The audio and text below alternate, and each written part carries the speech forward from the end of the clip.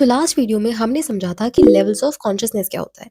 इस वीडियो में मैं तुम्हें समझाने वाली हूँ कि हमारी स्ट्रक्चर ऑफ पर्सनालिटी क्या होता है और कैसे बनता है। तो हमारी जो पर्सनालिटी होती है ना, इसके तीन प्राइमरी पार्ट्स होते हैं: id, ego and super ego.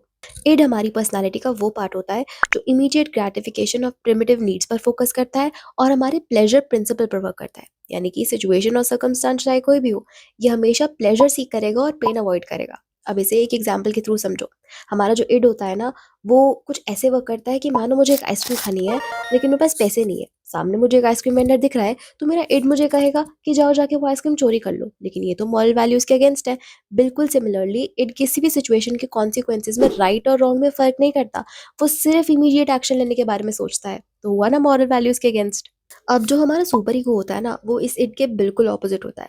यानी कि हम इसे एक moral branch of mental functioning भी कह सकते हैं। वो कैसे?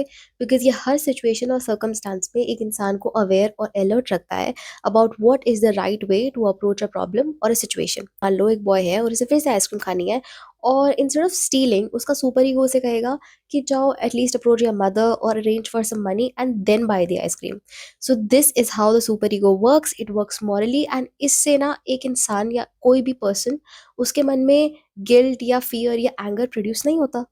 अब जो हमारा ईगो होता है ना, वो सुपर ईगो और इड के बीच में कहीं लाई करता है। ये रियलिटी प्रिंसिपल पर वर्क करता है, यानी कि हेल्प करता है एक इंसान को प्रैक्टिकली सोचने में और उसकी सिचुएशन या फिर प्रॉब्लम को सबसे अप्रोप्रिएट वे में अप्रोच करने में। मान लो ये बॉय स्टील करने के बारे में सोच ही रहा है, तो इसका ईगो इसे आके कहेगा कि no, that is the wrong way, he can be punished.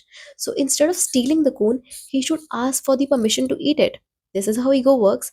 And the major difference is कि जहाँ इट डिमांडिंग और अनरियलिस्टिक वे में सोचता है, वहीं जो ईगो है that is way more practical, way more realistic and reality oriented, and thinks and provides a person with the most appropriate way to approach a situation and a problem.